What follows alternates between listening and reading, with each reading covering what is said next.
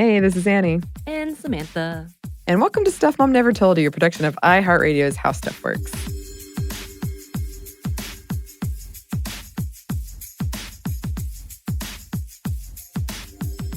Today, we're talking about something that I think is frequently misunderstood. Yes. And before we get into it, we did want to say that we're giving it the not safe for work stamp. Yes. Perhaps. So that means don't blast it on your computer while you're trying to look up the email Bob about the long email he sent you. What did Bob do to you, Samantha? And why, Bob? Why? Unless you're trying to get fired or leave on an epic note. Then just blast it. Actually, they should wait to blast it on the interviews when they get more detail in what they like. Yes. Yeah. It's fantastic. Yeah, we might be building it up more than it is. But it's just so interesting. It is. And it is one of those things that I think has been seen as taboo. But we're talking about BDSM and the world of bondage.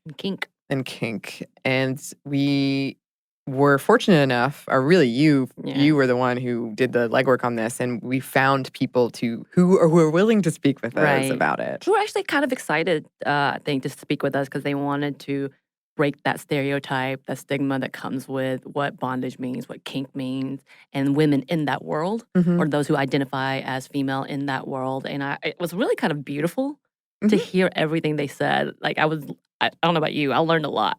Oh, yes, I did. But it was fascinating because this world is seemingly better on track on some things when it comes to sexuality than the heteronormative ideas or the normative ideas of what sex is. Right. And we're going to talk about some of that stuff for sure. And they speak to some of those things in the interviews that we did. But before we get into those interviews, we did want to do kind of an overview. Right. Numbers are a bit difficult to come by from this world. A study out of Australia found that over a year period, 1.8% of sexually active people, 2.2% of men, and 1.3% of women were involved in BDSM, and that the numbers were higher among the LGBTQ plus community. A 2005 study suggests that Americans might be more into BDSM than the rest of the world. 36% of adults reported using blindfolds, masks, and bondage during sex. The worldwide number is thought to be around 20%. That's interesting because when I was researching some things, the whole statistics of, I guess, sex toys or toys used in bondage or BDSM in the bedroom alone, America was ranked as one of the higher ones in using these things as well. So is it just because we're maybe more open? Oh, I don't think that's what it is. I don't think so either, but I think that's fascinating, especially when you think of European ideas. Maybe that's just a stereotype. That's true. That's true. And maybe we should take a step back because I feel like most people know what BDSM is, but I bet a lot of people hear that and what they think of is 50 Shades of Grey, which did do a lot to bring it into our cultural mainstream, even if a lot of it was incorrect, or just like whips and leather. So BDSM means bondage and discipline, dominance and submission, and sadism and masochism. And there's a whole lot of stuff in there. We got so much out of these interviews that we are going to split it probably into two.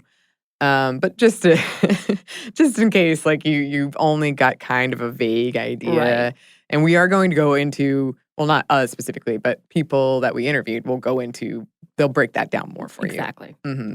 A 1990 study from the Kinsey Institute found that 5 to 10% of Americans regularly engage in S&M, which I always think the Rihanna song immediately. I know. Well, when you said whips and chains and stuff like that, isn't that what isn't that in that song?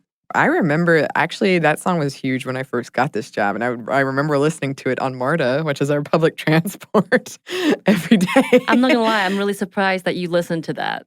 Sometimes I just get it's like so pop culture. It's pop. I know. I would not imagine.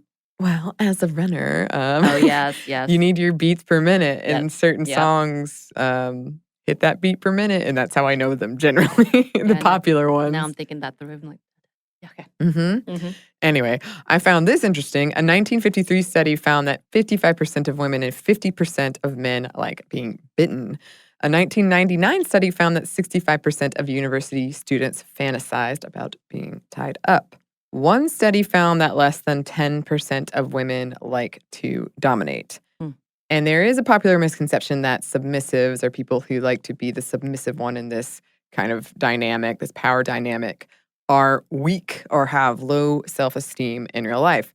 But in actuality, most bottoms or submissives have a lot of power and want to take on a role different than every day. Relinquishing control when you're a control freak can be a relief, something like that. But from the people we talk to, definitely not always the case. Exactly. And we even talked with a couple of Black women who are in that community, and they even talk about the fact that it comes with a stigma for them as well. If they say submissive, they talk about the language in itself and the words in itself and how it kind of disrupts their mindsets, even though it shouldn't. And you'll hear that more in the interview, and I found that fascinating. But it does. It comes with this whole connotation. And again, we're going to talk a little more. I found some research about that as well. There's a lot of assumptions out there that submission is kind of, again, the weaker, the dominant, and that this is women in general. Yeah. Yeah, and I always have to relate back to fan fiction, and I even brought this up embarrassingly during the interview, but people in the fan fiction world know that this is a very common, like you'll see dom sub, and usually, and you can find the epic piece we did on fan fiction to learn more about this, but most of the, I don't know if I want to say most, but a lot of the couples, even though they're written by female writers or gender nonconforming writers, are male. And male? Male, two men. And usually the submissive one is understood to be the weaker one. Right. And it is, I mean, I love fan fiction, but you can see a lot of toxic things play out, or just things that I think people have internalized and don't realize they've internalized. Right. So we're, for sure going to bring that back up into the interviews. The percentage of folks fantasizing about something that would fall under the BDSM umbrella from Psychology Today is about 64.6% of women and 53.3% of men that reported fantasies about being dominated sexually. And 46.7% of women and 59.6% of men reported fantasies about dominating someone sexually. All right. Actually, again, I think I just hit on the fact that when I was researching it, there's this assumption that women want to be taken. I guess that's the best word I can give. And one of the things that popped up, and I had no idea at first when I was reading through it what kind of article it was. The site had some interesting and off-the-mark ideas. I don't know how else to say that, which I think is part of the whole pickup artist. This site, I think, has that kind of over vibe. That kind of leaning. Yeah. I mean, while I was reading it, an advertisement popped up offering to teach me the key of getting women to flood my bedroom. What's the key? I don't know. I didn't click on it. I'm not going to click on that. No, that was very smart. You shouldn't have clicked on it. Because I'm not going to lie. I was like, oh, okay, now this column is making a lot more sense with that advertisement itself. Yeah. But in which the writer asserts once again that women all want to be dominated. And he used the word all. And all are submissive. And also, as we would say, it's incorrect. The whole idea of Madonna and whore persona is real. And it's, again, taken on by every woman, I guess. Yeah. It even continues with, again, all the misogynistic idea that men are no longer men, as he's saying it today. Oh, yeah. And they're being emasculated. And again, he says this, and must reprogram their minds to get what they want and become, quote unquote, a real man. Because, again, apparently all women just want to be dominated. And he even mentions his relationship with conservative women, religious women, and how he's like, yeah, they're freaks, essentially is what he's saying in the bed. I was just like, oh, God, why am I reading this? I think every few words I was cursing at the column. But again, this is one of the first, actually it's one of the first things that popped up when I was searching and researching. I was like, oh, I hate that. Yeah, I encounter that a lot. Yeah. Also, we had a fun off-mic conversation about the time my mom gave me that book, When Good Girls Go Bad, and I'm still trying to figure out if it was a joke. Right. Yeah, and he actually highlights that as well. I'm not going to name off the site or the author, but he says it as well as, good girls actually want to be bad girls, and this is how you turn them. Oh, my goodness. Going back to some more research. You don't like my research? No, I mean it's an important point to touch on how. Also, yeah, be careful what you read when you're researching these things. Yes, and that we heard that from the people we interviewed. Repeatedly. Yes, about like the correct search terms to use. Harvard University hosts a group for students interested in consensual S&M. So as of the university? I believe As so. Like it's that's awesome. yeah. So yeah, as I was researching more, according to, and I'm going to talk a little more about kink, the kink community, as with the BDSM as well, because this is kind of an overarching topic and overarching research, I guess. And according to the study titled "Sensual, Erotic, and Sexual Behaviors of Women from the Kink Community," and it's written by Jennifer Eve Rohar, because she just had a lot, like this was a lot of content, and I was like, yeah, I want to see what's going on. So if y'all look that up, you can see that for yourself. So in 1886, Richard von Krafft-Ebing, I believe that's right, an early quote-unquote sexologist, I think he was one of those with Freud, published Psychopathia Sexualis with a special reference to the antipathic sexual instinct, a medico-forensic study. I'm guessing this is Spanish, which was known as an encyclopedia of sexual perversion. Now, this is not what I'm calling it. This is what it's stated to be. So they looked a lot about like criminal behavior or perverse behavior, as it said. Again, 1886. Right. So he studied more than 200 clinical cases of unconventional sexual behavior. Again, remember, 1886. This book, of course, regarded sex only as for reproduction.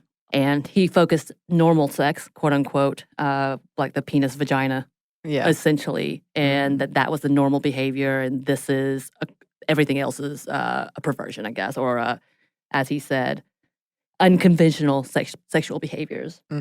Almost all of these clinical cases were based on male clients. And apparently, von Krafft-Ebing documented only 2 cases of female sadism and only 2 cases of female masochism. So this is a really small number, obviously. And acknowledged that he had, quote unquote, thus far not succeeded in obtaining facts with regards to pathological fetishism in women. And both of them contended that masochism was the natural state for women, so it's impossible to study female sexual masochism. Now that I think about it, that's weird.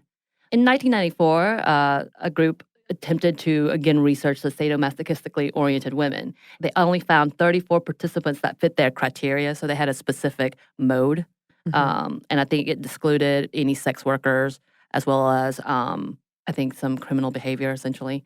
But due to this, it was assumed that very few women participated in kink, and that research is slowly coming to understand that the number of women and those who identify as female actually enjoy and enthusiastically participate in the kink and BDSM world. Also, it was pointed out that many people may not realize that the thing they enjoyed are actually categorized as kink or BDSM. And I think that's very true for many people. And one of our interviewers talked about that. She's just like, oh, this actually exactly what I like. I didn't know it was a thing. Yeah. And the article has some interesting theories and lots of like cited research. You should definitely go check it out if you want to kind of see the history of research on it. Because the whole idea, it was based on, do women enjoy this? And not necessarily that the numbers were correctly saying this small amount. It was just they didn't get enough participants, whether it's the stigma of what kink and fetishism and BDSM was, or whether it's they were excluding sex workers. And at this point, they definitely brought back the idea, yeah, sex workers can enjoy it as well. And it's not necessarily one excluding the other. Also, this is coming from a very gender normative perspective. Yes, unfortunately, as with most research. Right. Despite a popular narrative otherwise, people who engage in BDSM have been shown to have lower levels of anxiety, depression, PTSD, psychological sadism, psychological masochism, paranoia, and borderline pathology when compared to a normative sample of those that don't engage in BDSM. Because I think it is a popular, people think if you're doing BDSM, something is not right in your brain, or there's something kind of... What was it? What, deviant? Deviant and perversion type of, like, those titles that were put on way back when. Right. People who engage in BDSM also showed higher levels of openness to experience, conscientiousness, extroversion, and subjective well-being, and lower levels of rejection sensitivity and neuroticism. Awesome. Research has shown that after a scene in BDSM, which is kind of like... and agreed upon, like negotiated is what they frequently said. This is what we're going to do. This is the thing. The bottom are the submissive experience both decrease in psychological stress and an increase in physiological stress, which is interesting because it does suggest an altered state of consciousness. Further tests found that bottoms enter a state called transient hypofrontality, and tops or dominants enter a state known as flow. Transient hypofrontality comes with sensations of floating, reductions in pain, time distortions, and peace. Flow, on the other hand, is associated with focused attention, optimal performance, and a loss of self-consciousness. Historically, ancient Greek art depicted BDSM, and the Kama Sutra circa 300 CE featured erotic spanking. Brothels that specialized in dominating men date back to the 18th century. Point being, this is not a new thing. Right. And overall point being, frequently misunderstood, and I feel like a lot more people participated than most people think. Right. Again, as we were talking about the earlier studies, a lot of people do not know that it's identified as BDSM or kink. Which about brings us to our interviews. Right. But first, it brings us to a quick break for a word from our sponsor.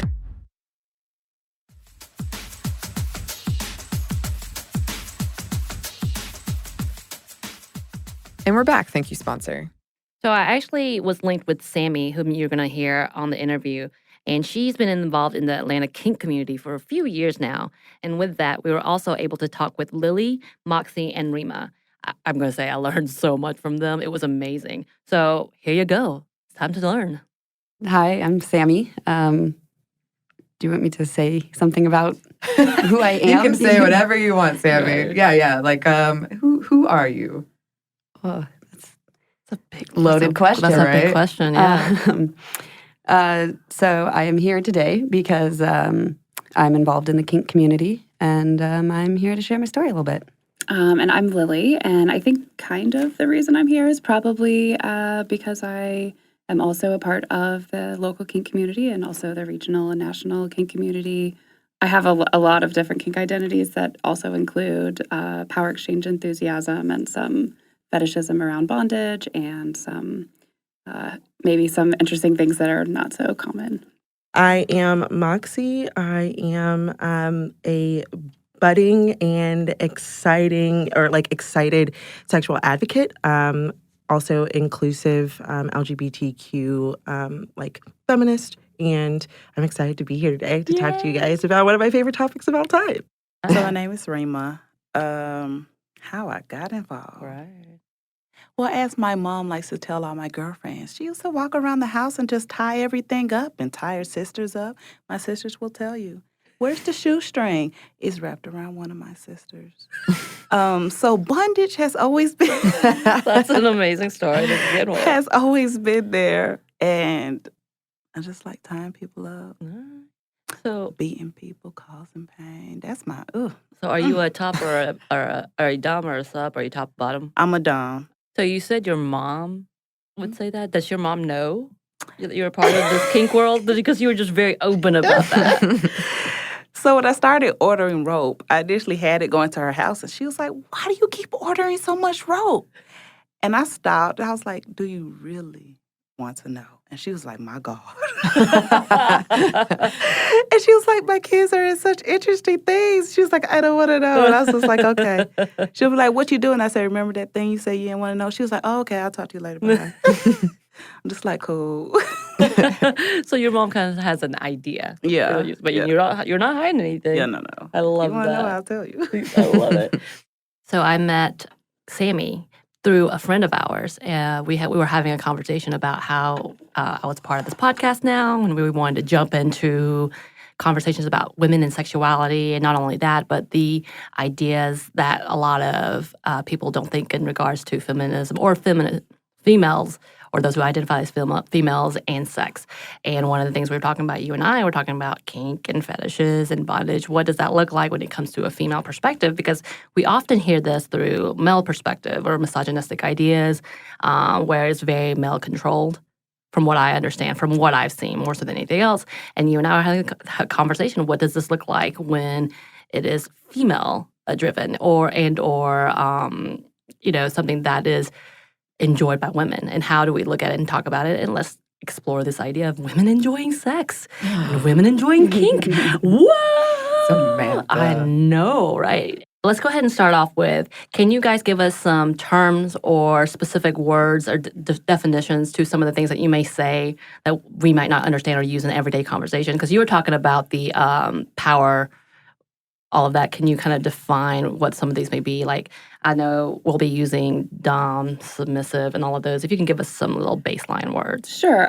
So I think it's important to express first and foremost that a lot of people in the community will use these words differently than I might. Right. So these are just how I might use these definitions. And when you think of BDSM, it's an acronym that people can use. Like, there are 4 different ways to even define that one acronym. Okay. So just know that there's a lot of debate around this. It's like any sort of subculture. There's a ton of people who have differing opinions. But in general, it kind of encompasses this idea. And what I was speaking about when I said power exchange is this idea of like very intentionally making a decision around one party having power or authority over the other. And that can be in like a very discrete way. So like over the course of one interaction, so like a scene or play that could be an hour or one day or one evening, or over the course of an entire relationship that could be a lifelong relationship, right? So power exchange can occur in a lot of different contexts. It can occur at a lot of different intensity levels, and it can be defined by a lot of different sort of behaviors. But when I say power exchange, I generally mean a consensual, informed, intentional decision by 2 parties to give one party a leadership role and authority over the other party. So when I say that I'm enthusiastic about power exchange, I both mean in discrete ways like in interactions, but also I actively pursue those types of relationships as well. So that's like kind of the main way that my personal kink manifests. And it looks different with different people and in different interactions. But that would be like the primary way of defining that for me. And then also you have something like SM, which is just sadomasochism. So you have sadism and masochism, which is kind of it's more about the actions and the things that are really occurring between 2 people. So that's more about sensation. It's more about pain and experiences of pain and sensation. So it's a little bit different. It's more about the actual physical and sometimes emotional experiences. Right. I don't know if you want to add to that. The other terms that we might use when talking about rope specifically is probably tops and bottoms, or rigger. The rigger or top is the person who's doing the tying, and the bottom is the person who's being tied. And shibari is what the whole process of tying in the kink world. We use a lot of Japanese words badly in the United States. When it comes to rope bondage, we steal words and use them poorly. So we might use words like shibari or kimbaku to describe things that in ways that most Japanese people would not, but we do it anyway because we've taken a lot of inspiration from Japanese bondage culture. Right. But I think other than that, if we say something like Lily mentioned a scene, that's what we call it if it's a pre-negotiated interaction.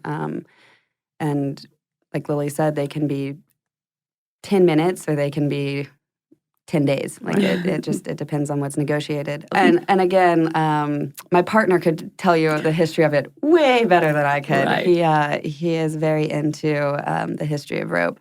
But it is a common misconception that it comes from Japanese torture and it's like this ancient practice when in actuality it seems like it, and correct me if I'm wrong, Lily, you probably know this better than I do as well, it kind of emerged in like the 60s, right? Yeah, so basically post-World War II, when most people were starting to be more creative with their sexuality in the West and in the East, was when bondage started to become part of our sexual vernacular. But like, I think there is still some inspiration from ancient times when we look at like art and things like that. But there are a lot of folks in the modern bondage community who want to talk about how there's like this very distinctive timeline from maybe like ancient Eastern times, and we mostly just think that's not true. That's a red flag to me if I hear a lot of people talking about how what they're doing is like very traditional. We're just making this stuff up, really. But like again, like any subculture, and I would say specifically this Eastern style of bondage is a subculture of a subculture of a subculture. There's elitism and like people always trying to say they're doing it a more authentic or traditional way than other people. So you have these hierarchies that form. So are safe words an actual thing, or is that more of a safe words are so misunderstood. They're so misunderstood. Oh man, safe words. Okay, please tell me. So here's the thing: if I am doing BDSM with a person and they say, "Hey, could you stop doing that?" I'm just going to stop doing that. Right. Okay. unless I have very specifically negotiated for when they say stop doing that, for it not to mean stop doing that. Right. Okay, this is called consensual non-consent. It's a very specific type of play. It can also be a type of relationship. It's very specific. Right. Unless you're doing that kind of play, you don't need a safe word. Right. This is my opinion. There are people who argue with me. Okay. Right. But like, if I am, for instance, doing a rope scene with Sammy, and she says, "Hey, you're up my right arm. Can you fix it?" Or, "Hey, you are hurting my elbow. Can you please move that rope 2 inches up my elbow?" I'll say, "Absolutely, I will. Let me fix that for you so we can keep doing this thing that we both enjoy." Right. She doesn't need a safe word to communicate that to me. And in fact, her saying watermelon doesn't actually communicate any of the things that she needs to communicate to me. And so I think that safe words are very, very misunderstood. Right. And they are useful if you are in a C&C scene, consensual non-consent, where you have decided, I want to scream no, I want to scream stop, I want to be at the top of my lungs As a part screaming of the no, no, no, play? no, no, stop. As a part of the play. But I don't want you to listen to me. Right. Okay. I did have a situation where I was playing with someone who I had not played with before, and I was hurting them.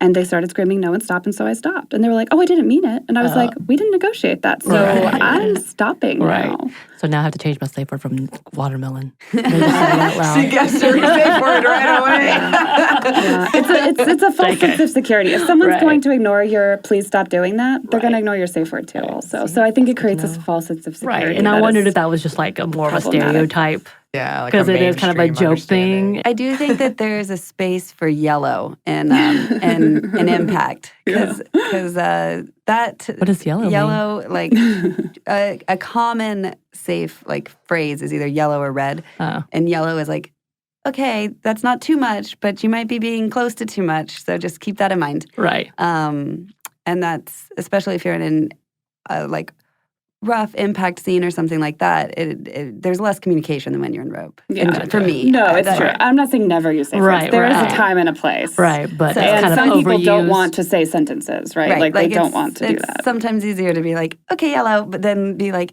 okay, so slow it down a little bit, but keep going. Right. That's great. Right. So, Very good point. and then, yeah, I do think that also with especially like rough impact scenes, there's a place for red too, or whatever safe word you've. I don't see a reason to not have it just be yellow and red, but if I do think that there's a place for red because you can accidentally hurt someone if you're like wrestling around with them in a way that like you need them to stop touching you immediately, and if you say like red and you know that, then like they'll stop touching you immediately. Like if you think you've pulled something out of socket or something like that, you Right. know. So I do think that in other types of play, there is a place for those. There's a community thing where like if you're in a setting where you're in public, right? And someone screams red across the room, everyone knows what that means. Right. So that is kind of a nice thing about it too. And so I didn't mean to dismiss safe words as like a useless thing. Right. They're just misunderstood. Right. So like if I am in a public play space and I hear someone screaming red across the room, I'm going to be like, whoa, what's going on? Right. And everyone in that room that's monitoring the safety of that environment is going to be like, whoa, what's going on? Okay. That makes a lot of sense. So that being said, as someone who doesn't, I have no idea, and I'm learning so much, and I'm very, very happy about it. But like, one, do you engage in play with partners? Is it usually that it happens over a lot of like sessions time? Yeah. Or is it kind of like one-offs, or is it a mix of both, which I am assuming? But Yeah. and also, is sex always involved, or is it sometimes? Oh my gosh, I love this question. I love this question for several reasons. And I feel if I don't address something that you said, please let me know. I'm a talker. Love So it. first, sex is not always involved with the play that I do. I do know that there are people that sex and kink are very much intertwined. They don't really have a distinction between that. For me, because I think so much of the play that I crave is about control, I'm like, I can have control over you by just telling you can't use the restroom. Like, I don't need to touch you. We don't need to engage in anything. And that's fine for me. Like, yes, it will also turn me on, but it's not something that will always do that. It's just kind of like, I love that this person is letting me tell them what to do.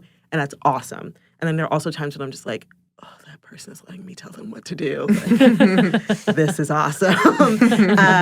And I think that it depends on the person. It's just really being like, we've been really clear about these boundaries. And then even if I have been really clear, I have to have a, like, beyond reasonable doubt feel that you are going to respect that when I don't have that agency because of the situation that I am in. And I don't feel that with a lot of men, for one. And so I don't play with men particularly often, if at all.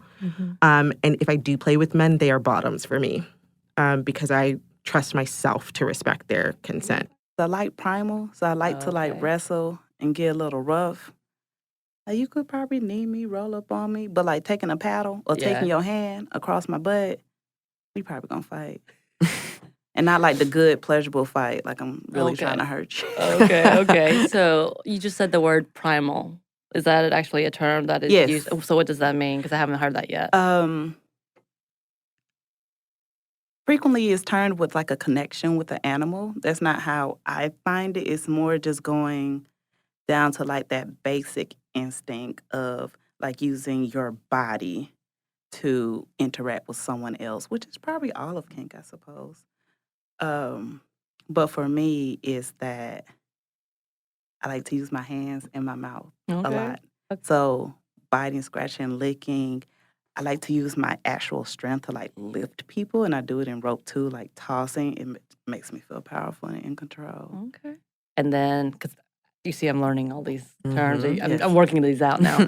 And then, would you say that because wrestling was in its own realm of that? Is that right? Because there are top and bottoms in primal, but it's not as defined. Okay. Right. Because we could be wrestling and I can be topped. Like if someone gets me down on my back, I'm literally being topped. Right. And that's okay. That's fine. Of course, we still have negotiations beforehand. But yeah, I wouldn't really say there's entire roles, unless we're doing like a chase and capture. Okay. The people's being chased are usually bottoms or subs. Right. Prey. Okay. I'm a predator. Okay. So I will chase you. Okay. I'm trying to capture you. Okay. Yeah. So this is an actual scene that you would play out. Oh, This chasing, because this is a new one as well. You're bringing some new terms to us. New scene. Every day, chasing around the house. Is there any other stuff that you enjoy as well? Because you seem to have a wide variety. I like splashing. What is that? It's also known as like messy food play. Oh. We have some more of our interviews, I should say. Yeah, it was several We gotta interviews. get the S in there. Yeah. But first, we have one more quick break for a word from our sponsor.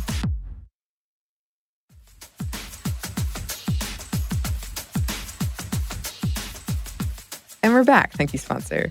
Let's get back into these interviews. Yeah. Can you tell us how you discovered the kink world and how it was something that you decided, yes, this is something that I like, this is what I want to be a part of? Kind of just give us your origin story, essentially. I was never interested in regular pornography. It was not interesting to me, but I definitely, reading erotica as a young person, was drawn to the type of erotica where there were obvious power differentials. So things like where there's like a clear authority figure, or like a teacher and a student, or like, things where there's like a martial arts instructor and their student or something like that. And so then you explore online and there are all these like groups online. But I distinctly remember being like, oh, I don't know that there are real people that do this. Like I can't, I wasn't interested in interacting with real people in that way for a long time.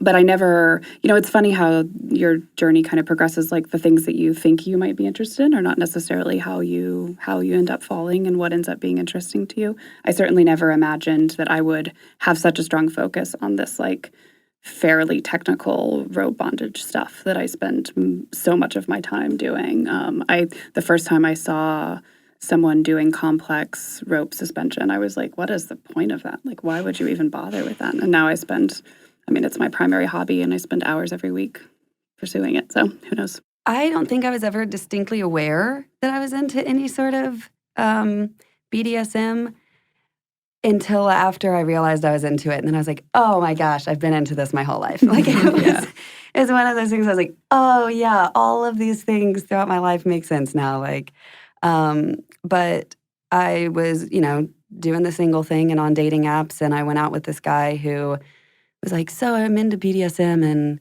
I identify as a dominant and I don't know if that freaks you out, but if you want to try some stuff with me, like that'd be cool. And I decided to give it a shot. We went on a few dates. I was intrigued by some of this stuff, but then I kind of was like, I think you're also just a jerk. But you're pretending, you're getting your jerkery out by being like, oh, I'm a dom. So I was like, I'm going to break up with you, but now I am fully into whatever this other stuff might be. So how do I find that? So I did some Googling. I found FetLife, which is a social media platform for kinky people. And I started reaching out to people in Atlanta and was like, hey, I'm new and you seem like a real person because you have, friends and you go to community events in Atlanta and you're parts of these groups. And so I tried very carefully as a single woman to identify people that seemed safe and I could get references from before I actually went out and met them. So I didn't get involved in the BDSM or kink scene until maybe October of last year. So I'm a little baby newbie kink. And I was dating a woman at the time who went to the club and was like, I had this life-changing experience at this kink club and you should go. And I was like, okay, cool, let's go together. And she's like, no, I'm not going to be here for 2 months, but you should go by yourself.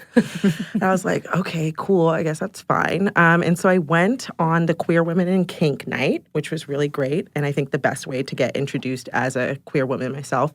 And I saw somebody tying rope for the first time. And I was entranced. I just could not take my eyes off of her. And I sat there the whole night. And then a sheepish little kid, I went up to her and I was just like, I think you're amazing. And I don't know what you call what you're doing, but I want to be able to do it. And I want to do it real well.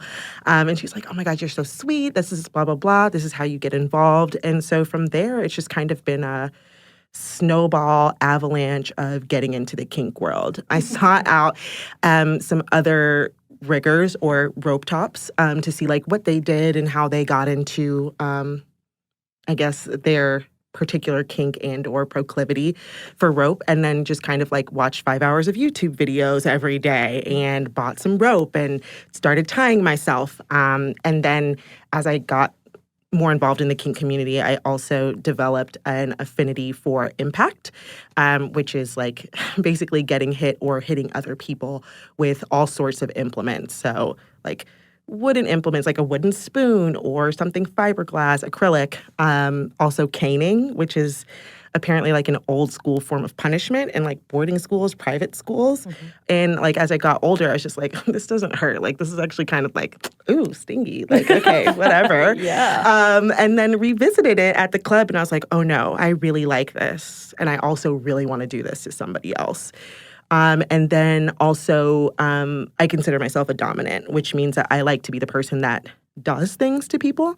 I've been called a control freak, and I would also align with that term as well. And so having somebody relinquish that control to me is also a really big thing for me. And I thought all of it was weird at first, in my own vanilla relationships. And then I found the kink club and people were like, this is our normal. The vanilla world is our Superman outfit. Clark Kent is kink and then I don't know, yeah, Superman is the vanilla stuff. So I think that's a little bit. I'll probably expand upon other things that I'm interested in. But yeah. Okay, so you're dominant Yes. in the impact world as Dominant. well as are you the top? Because we learned these phrases. Yeah. In the rope world. In the rope world, I would say yes. Okay. And even in my vanilla life, I'm a pretty dominant person. Right. I'm also a voyeur, which means I like watching other people engage in their particular kink. And the first time that I went to the club, or the first 4 or 5 times I went to the club, I just watched everybody play, and I was like, ooh, yeah, I like some of that, or definitely not into that. And after their scenes and after I felt like it was an appropriate time, I just went up and asked people questions. I think with the amount of tact and common sense that you would approach anybody. I don't know that common sense is a flower that grows often in other people's gardens, but That's a great metaphor. I like that. And also, just to get a little bit more candid, I wanted to be a sex therapist for a really long time. So the fact that kink existed and BDSM existed was never foreign to me. I was just like, oh, other people do that, you know? And I think the more that I got to know people in the community and be like, oh, you also have this regular job and this is something that you do on the side, was something that I think made it safer for me to explore and to accept. And then just talking to people at those munches about how it does or does not permeate their life or how they create those boundaries was really big for me. And then participating, like really just going in, asking somebody to be like, hey, I've never tried this. Would you mind giving me an introduction? And going from there and then doing more research, talking to more people, going to the club and to events, and finally plucking up the courage to ask somebody that knew better how I could get into it or if they'd be willing to talk to me and or let me participate in a scene with them. So how did you get into this world, this primal kink world? And I want to use that word. It's been a few years, maybe 2 or 3. Anyway, so I was dating this girl, and she had choked me out, and I was like, ooh, I like this. Then she was telling me about an expo, like with floggers and using paddles, and I was like, oh, that sounds cool. Okay, so then I started talking about therapists about it, and I was like, I think I enjoy hurting people, because this choking thing and tying people, like just normal bed restraints is really speaking to me. I said, ain't nothing wrong with me, is it? Like, she was like, oh, that's BDSM. I'm going to refer you to a colleague who is a kink specialist. And she was like, it's a whole world. I was like, what? So she sent me to FetLife, and I started scrolling. I was like, oh, this is my life. So I just started going to events and talking to people. And I was like, okay. I think that any single woman who's in the dating world right now understands safety. Like, you're going to meet strangers from the internet, and it's normal. It's part of dating apps. It's part of your life. You're going to meet strangers from the internet that want to hurt you and tie you up, and you're like, cool, I'm into that too, but now it's really, like, you need to be sure you're being safe. So I had safety calls with friends. There's different ways you can go about that. There's different sort of stopgaps you can put in, but you can never be 100% safe. And I would add to just advice that I tend to give people around this stuff is just, try to be patient with yourself. Oftentimes when you discover a new avenue of your sexuality, it can be so exciting. Like, I know many people who sex wasn't interesting to until they discovered kink. And women who were just like, I didn't understand what the big deal was about, and I don't know, I never enjoyed it once until I discovered kink, right? And so then you realize it, and you're like, oh, this is really exciting. And so that level of energy does encourage sometimes people to make bad decisions. And so I always try to give people the advice of, like, take your time, build a network of friendships first. Try to really ingrain yourself in the community in a way that, just like you would make friends in any other community, build some relationships with people who don't want to have sex with you. Build some relationships with people who have other long-standing relationships and who seem like they have been around for a while. I marched into the BDSM club the first night and stood there with my hands on my hips and said, who's going to do BDSM to me? And like that was not the best, right? I met someone who seemed like they knew what they were doing, and like 3 weeks later was like, wow, that was a terrible idea. But like, people go through this thing and they call it frenzy a lot of the time when they're first in the community, where they just want to try all the things really fast. And there are some like truly tragic, traumatic outcomes from that sort of behavior. And I think both of us were fairly fortunate in that we didn't have any of those things. But like, I cannot tell you how many young women enter into this community and you see them 3 or 4 times and you never see them again. And you don't know. You just don't know what happened. Yeah. And it's probably horrible.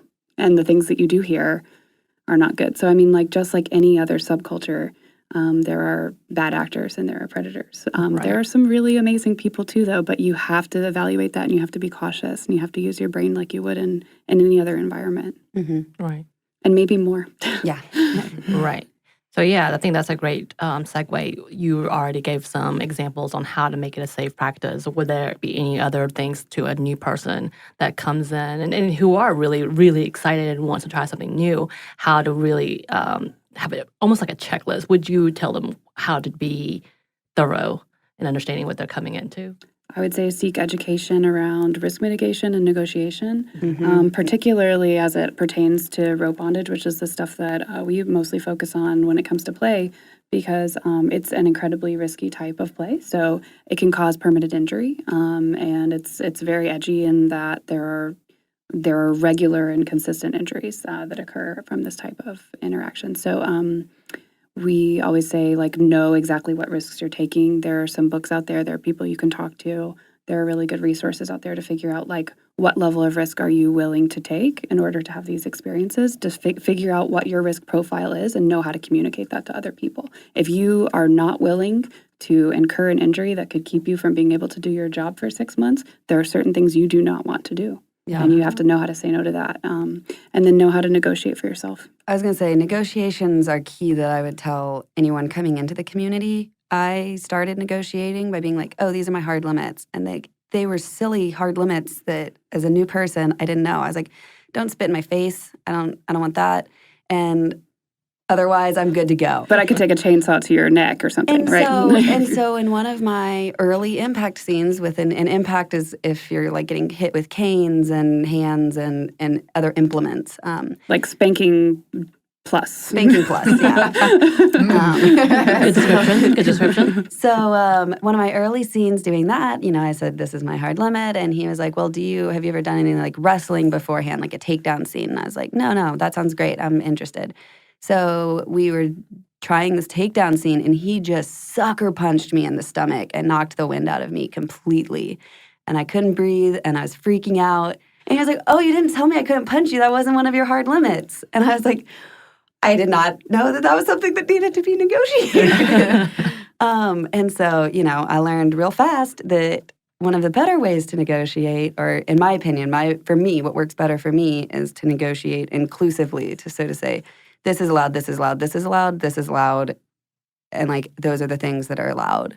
And if someone wants to add something in the middle of the scene, so it probably would depend on who the person was. Sometimes I could do in-scene negotiations, and sometimes I would be like, no, you're new, I don't want to do that. Right. Because your mental facilities also can be really impacted during a scene, and you have endorphins going crazy in your brain, and you're not quite all the way there. So it's better to negotiate up front. So is this something that's just spoken, or is it actually written out? Different people do it in different ways. I think I tend to... So, I mean, obviously, when you have an established relationship with someone, this changes. I think if Sammy and I were going to do rope together, I would be like, how's your body? Mm-hmm. Everything normal? Let's go. Like that's kind of how that would work. But in general, I think that it would be more like, if it was someone new, I might like text message with them for a couple of days. But I usually start with a conversation with like, so, how do you like to feel in rope? What kind of experiences are you interested in having? And you can usually tell from there if there's going to be overlap. Like, I just want to see like what's the interest overlap, right? Mm-hmm. And one thing I think that's important that people don't always realize is like it can still be a good negotiation if you determine that we shouldn't do this thing. Right. Especially when people are very new and eager, like they're just like, oh, well, I'll just do whatever you. But like having a bad experience with someone is like so much worse than just not doing it. Right. Mm-hmm. So I think that's a good negotiation point too. But yeah, so you can negotiate in whatever way works best for you. Sure, I have a friend who does like a thorough checklist with every single person as like a cover their ass sort of methodology. Right. And it's very strange and interesting, but it's a little rote for me, but like everyone has their own style. So. Right. I don't mind doing impact with a new person because the worst thing that's happened is they're going to hit me in a place that doesn't feel particularly great. Like doesn't have the cushion. But with rope, like Lily was saying, you can have nerve injury and you can have wrist drop and like lose function of your wrist for an hour or a year. You can have the same thing with your foot. Like there are true risks to it that could be life-changing. So, it's I can't stress enough how important it is to go slow and make sure that you know what you're getting into. I think it's also, like, if we're going to be really honest, I think also just my purview of interacting with other people in sex-adjacent kind of things has put my guard up. I'm also a very assertive person. And so I'm not the type of person that's going to let somebody kind of boss me around. Like I said, I'm a control freak. Like I need to have specific things in place that make me feel comfortable. And then if something uncomfortable was happening, I would have the wherewithal to be like, actually, I have a picture of your license. I told my boyfriend where I was going to be tonight. He has your address. He knows what your government name is. So if anything goes left, just know, like, you will be found out. Like, you'll be found out. And that's not to say that even people that do take those measures cannot have those kind of experiences. You know, people who want to hurt people or be awful will be awful. Right. But one of the things that I really appreciated, especially in my first foray into the community, was they were like, this particular community and this space is very consent heavy. Mm-hmm. So even if you want a hug from somebody, you need to ask them first, because bodily autonomy is also something that they're very big on. It's like, if you start a scene and you get uncomfortable and you call red, which is like the universal safe word for dungeons, they're like, you stop immediately. There is no like, I think she said red, like, I'm just gonna keep going. It's like, if we hear anything, it's done. Right. And I think for a lot of women, learning the fact that they have bodily autonomy and or the right to say no to things is a foreign concept. Right. Just because of how people are socialized, how women are regarded. And so in this space, I feel empowered as a woman, as a person, and as somebody that respects the right that like other people also acknowledge my agency Right. in things that have to do with my body and how I'm interacting with the space. I love that. So the dungeon that I'm referring to is specifically a place that caters to the BDSM and kink lifestyle, in which they have implements, furniture, and spaces that are conducive to people playing or taking part in a scene. Dungeons could also be a space that you create in your own home for that. Right. I'm talking about I think the proper term would be social dungeon, where there are areas for people to kind of just like communicate outside of playing. And then there's a big space with some subspaces that have like, I don't know, spanking benches and tables where you can do specific kinks, or themed rooms for Right. other things. So a dungeon is not, like a bloody, like claw marked wall where like there's bodies hanging from the ceiling, Right. but a space where kinky people go to engage in kinky things in a safe way.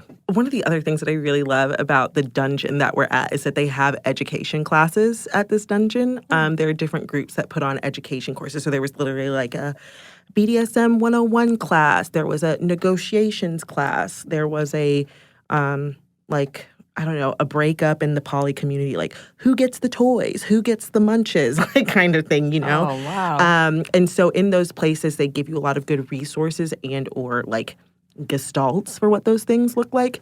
And for negotiation, it really is just kind of a pre-play conversation where the things you talk about are rather salient, but they are also dynamic. So while you play this way the first time, maybe after the scene you debrief and something needs to be changed, you record it. So personally for me, when I'm negotiating scenes, I have a little book with the person's like scene name, and then I run through any prior injuries that they may have had, places that they do not want to be touched, words or phrases that are triggers for them, like what they want out of the situation, what I am willing and not willing to do in that situation, and then leave time for them at the end to kind of tell me how they think the scene went, if there were any places where I misstepped or did something that they hadn't thought to say before, and then we amend that. And that's more specifically if I think we're going to continue to play together,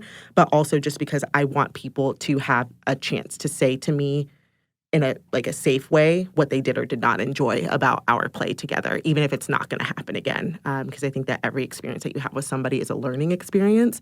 And I also want them to have a good opinion of like how seriously I take the fact that they were willing to give me that opportunity, even though they asked me to do something to them. I also feel like it's a point of not pride. I don't even know what the word I'm looking for is, but the fact that they trusted me enough to put themselves in that vulnerable position Right. is something that I need to honor. And I think that that's what most negotiations are about, or at least the crux of them is Right. like, I want to make sure that the things that we agreed upon, we'll make sure that this is a good situation or as good as we can make it until we get in and learn each other more.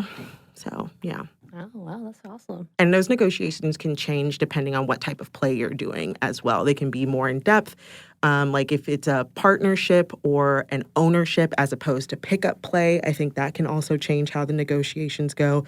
Pickup play is exactly what you think it is. It's like, hey, you have a whip. I want to get whipped. So, like, how do we do this? So they see what you've got? Yeah, they see what you've got, and they're like, I'm interested. I don't really know, but, like, maybe give me a little taste of this. Right. And then maybe after that, they're like, I would like to be your partner in this kind of play. Let's negotiate what that's going to look like moving forward. And there are all different types of frequencies and timelines, and there are nuances on nuances. Right. So when you're doing splashing, as well as the chase and capture, does it follow the same guidelines of negotiations? Yes. Okay. Everything in kink negotiations. So always. it's heard it's more inclusive now because it's a harder language to talk about all the things you don't want to do. Sometimes you don't know what you don't want to do. Is that the way you do negotiations as well? Yeah. I do normally start off like, what are your hard and soft limits? Mm-hmm. What's like an absolute no? Right.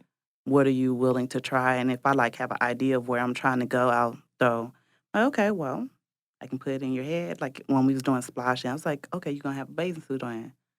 Can I put slime? Like, can I open that thing up and just pour a bucket of slime in there? Mm-hmm. Can I put it in your back? Can I kick you? Mm-hmm. I want to like just side kick you in your chest with a whole bunch of slime and just watch it. Is that okay? Yeah. That brings us to the end of our interviews in this episode on kink and BDSM. We do have another episode related, forthcoming. So look for that. And I think one point I just want to drive home, even though I think we drove it home a ton in the interview. Right. Consent. Yeah, consent. I love this whole communicative ability to consent and understand how to protect one another as a community, as well as knowing your own limits and your own non-limits. Well, we hope that people listening learned as much as we did. Right. And we are really grateful for all of our interviewees. Yes, and if those who are wondering and want to ask more questions and try to find a community of their own, they did talk about FetLife. Apparently that is the one to go to, just to keep you guys safe. Right. And we would love to hear from any listeners involved in this world or interested in becoming involved in this world. Maybe I'm always just like, have you written anything about this world? Right. Please. Do you have a different take that we would love to know about? Absolutely. You can email us at stuffmediamomstuff@iheartmedia.com. You can find us on Instagram at StuffMomNeverToldYou and on Twitter at MomStuffPodcast. Thanks, as always, to our super producer, Andrew Howard. Way to go, Andrew. And thanks to you for listening. Stuff Mom Never Told You is a production of iHeartRadio's How Stuff Works. For more podcasts from iHeartRadio, visit the iHeartRadio app, Apple Podcast, or wherever you listen to your favorite shows.